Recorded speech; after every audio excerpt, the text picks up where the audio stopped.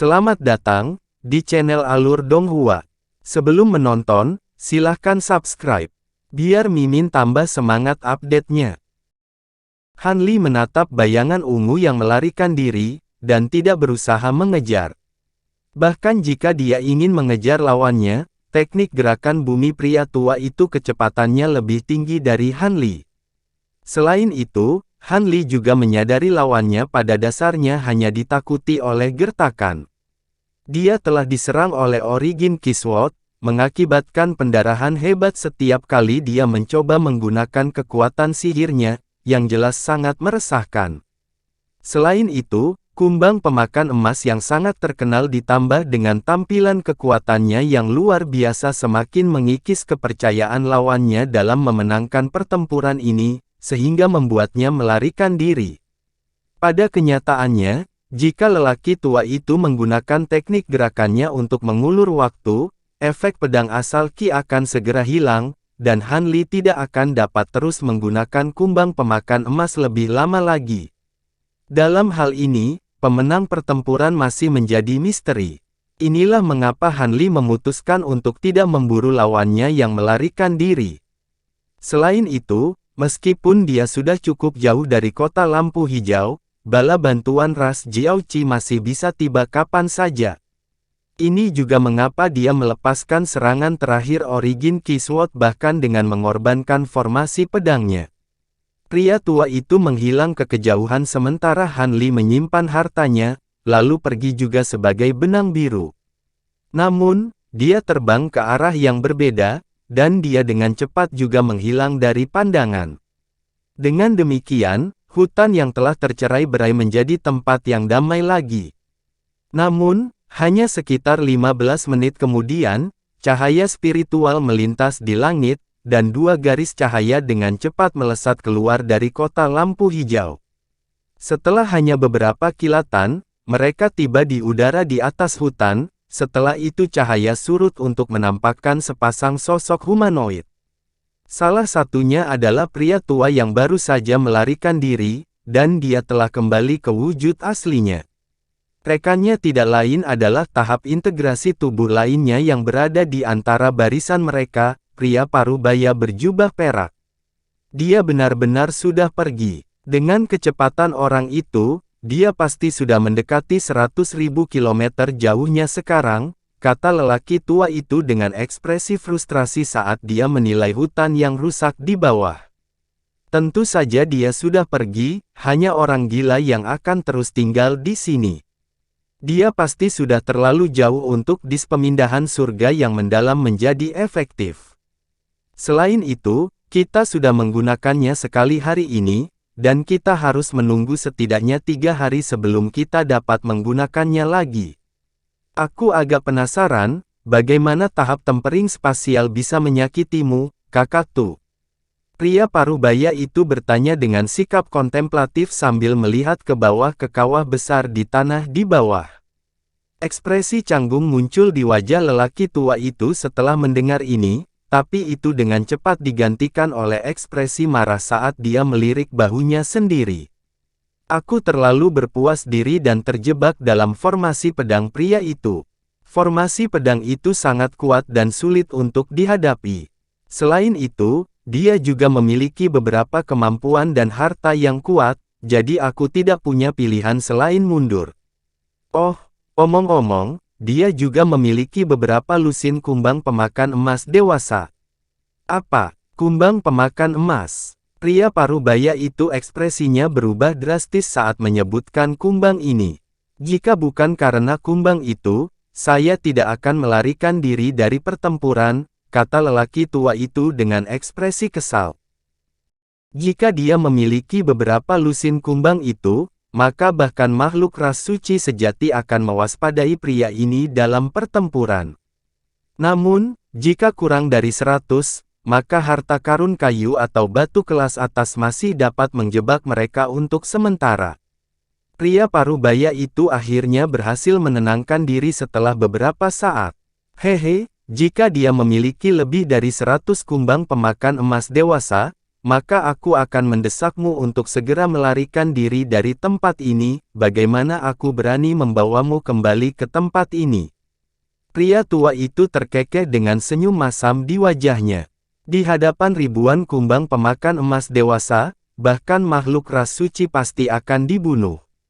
Aku pernah mendengar bahwa segerombolan kumbang pemakan emas dewasa yang berjumlah puluhan ribu pernah muncul di benua Guntur, dan 4 ras kecil di dekatnya semuanya diberantas oleh segerombolan kumbang dengan mudah.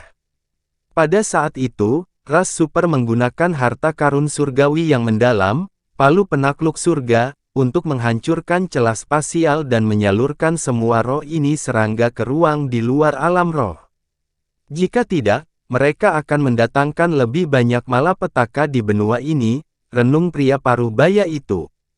Pada saat ini, sebuah pikiran tiba-tiba terlintas di benak paruh baya, dan ekspresinya sedikit berubah ketika dia bertanya, "Tapi sekali lagi, memelihara kumbang pemakan emas sangatlah sulit, itu adalah salah satu jenis serangga roh yang paling menyusahkan untuk berkembang biak, dan banyak orang telah menghabiskan banyak upaya untuk memelihara tanpa hasil." Saya bertanya-tanya kekuatan apa pria itu berasal dapat mengeluarkan beberapa lusin kumbang itu sekaligus. Mungkinkah dia menjadi anggota dari 13 ras awan surgawi? Pria tua itu merenungkan gagasan itu sejenak sebelum menggelengkan kepalanya. Tidak, harta karun yang kubawa tidak menunjukkan reaksi apapun terhadapnya, dan aku juga tidak bisa menentukan makhluk seperti apa dia dari penampilan fisiknya. Kalau begitu, hal-hal akan sedikit merepotkan bagi kita. Jika dia membawa kotak batu giok bersamanya, maka akan sangat sulit bagi kita untuk memulihkannya, kata pria paruh baya itu dengan alis berkerut. "Berapa banyak kotak yang kamu pulihkan, rekan Daois Ning?" Pria tua itu bertanya. "Aku berhasil mengamankan 2 kotak. Myriad Ancient itu cukup licik, dia mencoba mengancamku dengan penghancuran kotak dalam upaya untuk melarikan diri. Syukurlah, teknik peleburan darahku cukup mahir dalam serangan diam-diam, jadi saya bisa menangkapnya membunuhnya di tempat." Pria paruh baya itu membalik tangan saat dia berbicara, dan 2 kotak identik muncul di genggamannya, keduanya memiliki jimat pembatas yang terpampang di permukaannya. Ternyata makhluk berkepala besar itu masih memiliki 2 kotak batu giok yang tersisa bahkan setelah memberikan masing-masing 1 kepada trio Hanli. Pria tua itu mengangguk sambil mengayunkan lengan bajunya untuk memanggil kotak batu giok juga. Itu yang dia dapatkan dari makhluk berkulit hijau itu. Dalam hal ini, kita memiliki 3 kotak. Berapa banyak kotak yang dimiliki oleh Myriad Ancient Being? Hong Ying laporkan. Dia menoleh ke rekannya dan mengajukan pertanyaan dengan penasaran. 5 atau 6, informasi yang dia kirimkan kembali kepada kami juga tidak terlalu akurat, jawab pria paruh baya itu setelah ragu sejenak. 5 atau 6, angka yang merepotkan. Itu berarti pria itu membawa setidaknya 2 kotak batu giok bersamanya. Pria tua itu menghela nafas. Sayangnya begitu. Selain itu, dia tampaknya cukup kuat sehingga Hong Yin pasti jatuh di tangannya. Kita tidak bisa membiarkan dia lolos begitu saja. Ekspresi pria paruh baya itu menjadi gelap saat dia berbicara dengan suara dingin. Tapi dia benar-benar menghilang sekarang, bagaimana kita akan menemukannya lagi? Pria tua itu bertanya. Kami jelas tidak akan dapat melakukannya sendiri, tetapi jangan lupa bahwa sebagian besar kota di daerah ini berada di bawah kendali ras kami. Kami dapat menghubungi beberapa kota terdekat menggunakan Myriad Distance Talisman kami dan meminta bantuan dari mereka untuk memburu pria itu. Orang-orang yang dikerahkan untuk mencarinya juga tidak harus sangat kuat, yang harus mereka lakukan hanyalah mengejutkannya agar menunjukkan dirinya, dan kami akan segera menangkapnya menggunakan formasi teleportasi, saran pria paruh baya itu. Itu pasti patut dicoba. Pria tua itu mengangguk setuju. Setelah itu, lelaki tua itu mengayunkan lengan bajunya, dan sebuah tablet batu hijau muncul di tangannya. Dia kemudian dengan cepat menuliskan sesuatu di tablet dengan jarinya. Beberapa saat kemudian, dia meletakkan tangannya di atas tablet, di mana baris teks itu langsung menghilang di tengah kilatan cahaya. Mari kita kembali ke Battle Arc terlebih dahulu. Myriad Ancient itu membuat formasi yang meledakkan diri di kota, tetapi harta pendeteksi kita berhasil menemukan formasi tersebut, dan seseorang telah menonaktifkannya. Sepertinya kita tidak punya pilihan. Pria tua itu tidak keberatan, dan mereka berdua kembali sebagai dua garis cahaya, dengan cepat menghilang ke kejauhan. Han Li melarikan diri sekitar 500.000 kilometer, dan hanya setelah dia yakin bahwa tidak ada makhluk Jiaoqi yang dapat mengejarnya barulah dia melambat ke kecepatan normalnya. Setelah periode penerbangan berkecepatan tinggi yang lama, bahkan Han Li merasa sedikit lebih buruk. Karena itu, dia menyapu gelang penyimpanannya, dan sepasang batu hijau segera muncul di genggamannya. Daerah sekitarnya sangat suram dan sunyi. Han Li memilih gunung secara acak untuk turun, lalu duduk dengan kaki bersilang di bawah pohon besar namun sangat tidak jelas untuk mulai memulihkan kekuatan sihirnya. Formasi pedang fajar musim semi memang luar biasa kuat, tetapi juga menghabiskan sejumlah besar kekuatan sihir. Secara khusus, serangan terakhir dari Origin Kisword sangat menguras tenaga. Jadi, Han Li duduk di puncak gunung di bawah pohon besar. Setelah sekitar setengah hari berlalu, Han Li telah memulihkan sebagian besar kekuatan sihirnya. Dia membuka kembali matanya dengan ekspresi gembira di wajahnya, dan tidak menunjukkan niat untuk tinggal di sini lebih lama lagi. Karena itu, dia menyimpan batu roh itu dan meluncur ke udara sebagai seberkas cahaya biru lagi. Setelah terbang lebih dari 1000 kaki, seberkas cahaya hijau tiba-tiba menjadi sangat kabur dan hampir tidak terlihat. Dalam cahaya biru, Han Li mengeluarkan slip giok. Ini adalah peta area sekitar yang diperoleh Han Li dari King Xiao sebelum berteleportasi ke Pulau Lampu Hijau. Meskipun Kepulauan Flame Coral telah kehilangan kontak dengan benua guntur selama ribuan tahun, sebagian besar hal di peta seharusnya tetap sama. Dengan demikian, indera spiritual Han Li meresap ke dalam batu giok saat dia mulai mencari rute yang cocok dari sini dan seterusnya. Dia tidak tahu seberapa besar kendali yang dimiliki ras Jiaoqi atas area ini, tapi dia pasti tidak akan mengunjungi beberapa kota terdekat. Dia berencana untuk mengitari semua kota ini dan menuju ke kota terbesar yang dimiliki oleh 13 ras awan surgawi di area ini, Golden Armor City. Dikatakan bahwa kota ini terletak di lokasi yang sangat penting, jadi tidak hanya itu kota terbesar milik 13 ras awan surgawi di daerah ini, tetapi juga dijaga oleh sejumlah besar pasukan elit dari 13 ras. Pada saat yang sama, ada juga banyak makhluk tingkat tinggi yang mempertahankan kota. Jika dia tidak salah, ras Jiaoqi kemungkinan besar berencana untuk membasmi semua kota terdekat terlebih dahulu sebelum menyerang Golden Armor City. Dengan mengingat hal itu, Han Li menatap matahari di langit, lalu terbang ke arah yang telah dia putuskan. Karena Han Li dengan sengaja mencoba mengitari kota-kota terdekat, dia memilih untuk terbang di atas daerah yang sangat tandus dan sunyi, dan selama beberapa hari pertama perjalanannya, dia tidak menemui kesulitan apapun. Dia hanya melihat kultivator sesekali dengan tergesa-gesa melewati daerah itu dari jauh, menuju ke beberapa kota terdekat. Han Li hanya bisa menggelengkan kepalanya dengan pandangan sedih saat melihat ini. Semua orang ini memiliki basis kultivasi yang sangat rendah di sekitar tahap pembentukan yayasan dan formasi inti. Dalam menghadapi serangan mendadak yang diluncurkan ras Jiaoqi terhadap daerah tersebut, mereka menggantungkan harapan untuk melakukan perjalanan ke kota-kota untuk melarikan diri dari daerah tersebut menggunakan formasi teleportasi mereka atau untuk mencari perlindungan dari makhluk tingkat tinggi di kota-kota tersebut. Setelah terbang selama lebih dari 10 hari, Han Li akhirnya bertemu dengan sekelompok prajurit ras Jiaoqi lapis baja. Jumlah hanya sekitar selusin, tetapi masing-masing dari mereka mengendarai kuda elang berkepala dua berwarna putih.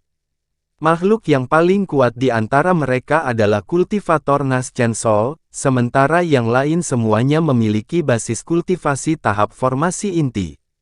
Hati Hanli langsung tenggelam saat melihat para prajurit lapis baja ini. Jika dia ingat dengan benar, tidak ada kota di sekitarnya, jadi mengapa makhluk Jiaoqi ini muncul di tempat terpencil seperti itu? Hanli cukup bingung dengan perkembangan ini, tetapi dia tidak terlalu khawatir karena makhluk-makhluk ini sama sekali tidak cukup kuat untuk menjadi ancaman baginya. Namun, meskipun dia mampu membunuh para prajurit lapis baja ini dengan mudah, dia malah menyembunyikan dirinya dan baru menampakkan dirinya lagi setelah mereka pergi. Dia memandangi sekelompok prajurit lapis baja di kejauhan dengan ekspresi gelap di wajahnya sebelum melanjutkan perjalanannya. Namun, setelah bertemu dengan kelompok pertama prajurit lapis baja ras Jiaoqi, dia melanjutkan untuk menghadapi kelompok kedua, kelompok ketiga, kelompok keempat. Keteraturan di mana Hanli menghadapi kelompok-kelompok ini secara bertahap meningkat. Kesenjangan basis kultivasi mereka yang luas memastikan bahwa Hanli dapat menyembunyikan diri dengan mudah, tetapi dia masih dilanda firasat buruk. Mungkinkah seluruh area ini berada di bawah kendali ras Jiaoqi? Saat Hanli mulai waspada dengan situasinya, ras Jiaoqi menaklukkan kota yang beberapa kali lebih besar dari kota lampu hijau. Di dalam kota, ada 3 makhluk Jiaoqi bermutu tinggi yang terletak di dalam istana, berbicara satu sama lain tentang masalah ini. Seorang wanita berambut merah dan seorang lelaki tua kurus dan keriput berdiri di kedua sisi kursi emas di aula, sementara seorang wanita muda yang tampak berusia 20-an duduk di kursi itu.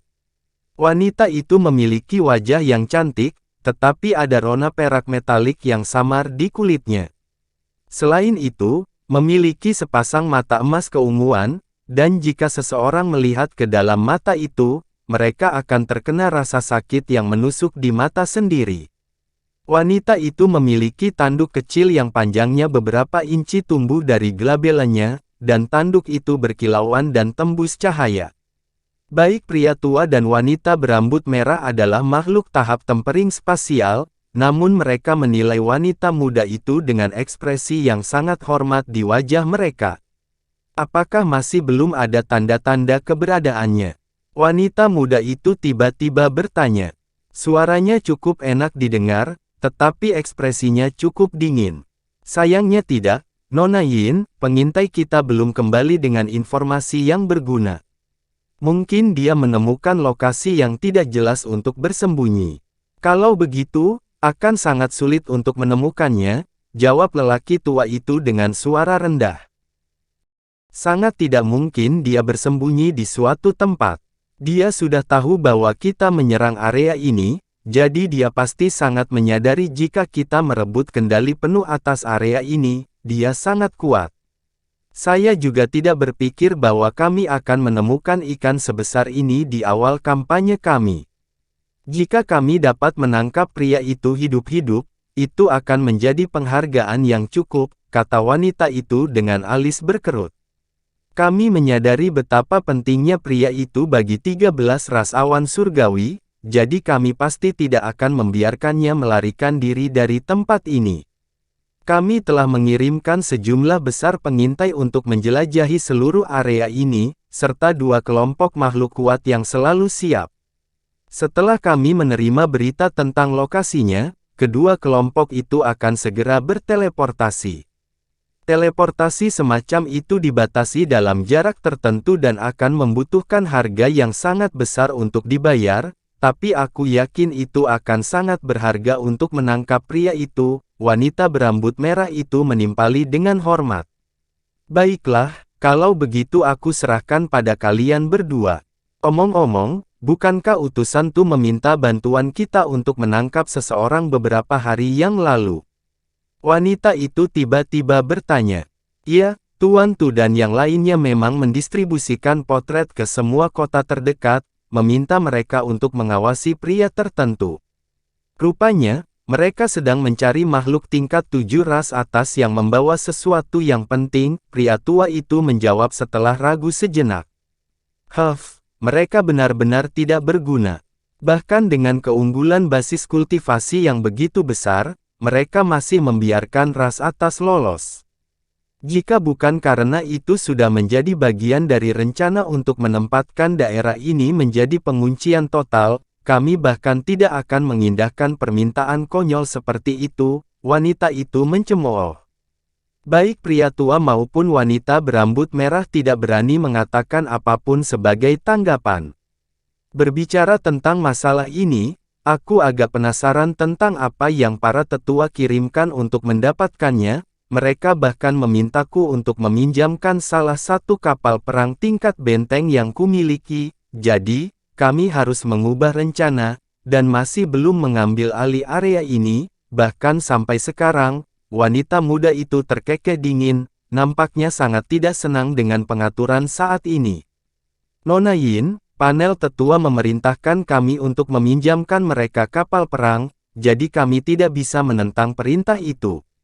Melihat panel tetua menjunjung tinggi, berasumsi bahwa item itu pasti sangat penting bagi ras kita. Syukurlah, para tetua mengerahkan kelompok boneka pertempuran baru kepada kita, dan itu akan cukup bagi kita untuk sepenuhnya mengendalikan area ini. Saat ini, hanya tersisa 2 kota di daerah ini yang belum ditaklukkan oleh pasukan kita, jawab wanita berambut merah itu dengan hati-hati. Boneka itu relatif berguna dalam pertempuran skala besar, tapi tidak berguna untuk tujuan patroli dan pelacakan. Sebagian besar pasukan kita telah dikerahkan untuk mengunci area ini, dan 2 kota yang tersisa sama-sama memiliki pertahanan yang kuat, jadi kita masih tidak bisa menaklukkan mereka. Sepertinya kita tidak bisa terus mengulur-ulur waktu seperti ini. Kita harus merebut kendali penuh atas daerah ini sebelum sisa pasukan kita tiba. Aku tidak punya pilihan selain melakukan perjalanan secara langsung. Jika tidak, saya tidak akan bisa menjawab panel tetua, renung wanita itu. Pria tua itu sedikit goyah setelah mendengar ini sebelum senyum menjilat muncul di wajahnya. Jika Nona Yin terlibat, maka kita akan dapat menaklukkan 2 kota yang tersisa dengan mudah. Maka sudah diputuskan. Setelah semuanya dibereskan di sini, kita akan berangkat ke Battle Arc besok, wanita muda itu menginstruksikan. Iya, wanita berambut merah dan pria tua itu buru-buru membungkuk serempak. Setengah bulan kemudian, Han Li berada di bawah pohon rimbun di kaki gunung kecil.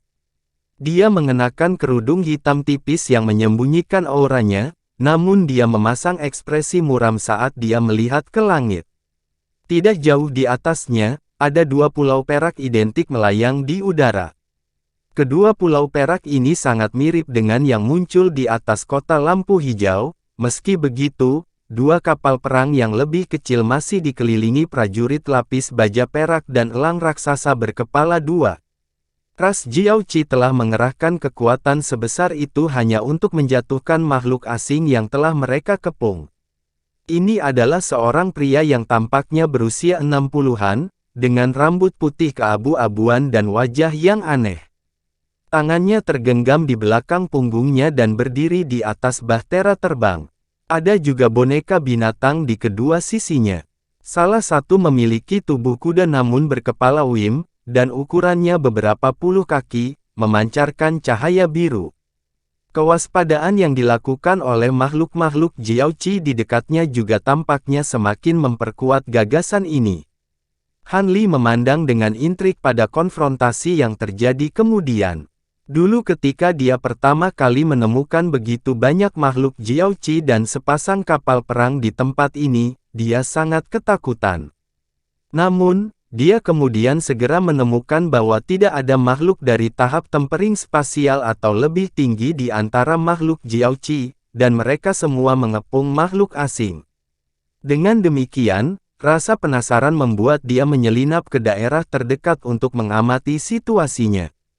Han Li dapat segera mengidentifikasi basis kultivasi makhluk asing itu, dia hanyalah makhluk tahap transformasi dewa. Namun, aura yang dipancarkan oleh 2 boneka di kedua sisinya menunjukkan bahwa kekuatan mereka setara dengan makhluk tahap tempering spasial, tengah, sementara yang lain berada di tahap akhir. Kekuatan kedua boneka itu cukup mencengangkan bagi Han Li. Namun, yang lebih membingungkannya adalah mengapa makhluk asing ini tidak begitu saja mengerahkan bonekanya yang kuat untuk membunuh makhluk Jiaoqi dan elang raksasa ini. Mengapa mereka malah terjebak dalam kebuntuan? Memang ada sejumlah besar elang raksasa dan prajurit lapis baja, tetapi makhluk yang paling kuat di antara mereka hanyalah beberapa pemimpin tahap transformasi dewa. Satu-satunya penyebab kekhawatiran yang potensial adalah dua kapal perang perak karena tidak diketahui kemampuan apa yang mereka miliki. Saat pikiran-pikiran ini melintas di benak Han Li, makhluk asing yang dikelilingi di atas melirik makhluk Jiaoqi di sekitarnya sebelum tiba-tiba membuat segel tangan, dan kedua boneka itu akhirnya beraksi. Boneka kuda berkepala Wim tiba-tiba membuka sayapnya, dan mereka berubah menjadi sepasang bilah besar yang melesat ke udara di tengah kilatan cahaya biru. Detik berikutnya, cahaya biru menyapu ke daerah sekitarnya, dan selusin elang raksasa dan prajurit lapis baja langsung teriris menjadi dua. Sementara itu, boneka singa membuka ketujuh mulutnya sekaligus, dan bola api yang tak terhitung jumlahnya meletus dari dalam, membentuk lautan api dalam sekejap mata yang membanjiri semua musuh ke arah lain. Prajurit lapis baja di sekitarnya awalnya cukup terkejut dengan perkembangan mendadak ini, tetapi di bawah komando para pemimpin, mereka semua mengangkat pedang dan melepaskan serangan yang tak terhitung jumlahnya ke arah kedua boneka itu. Pada saat yang sama, semua elang raksasa juga naik ke udara sebelum menerkam ke arah boneka. Tiba-tiba, ledakan-ledakan dan pekikan tajam terdengar tanpa henti saat pertempuran sengit terjadi.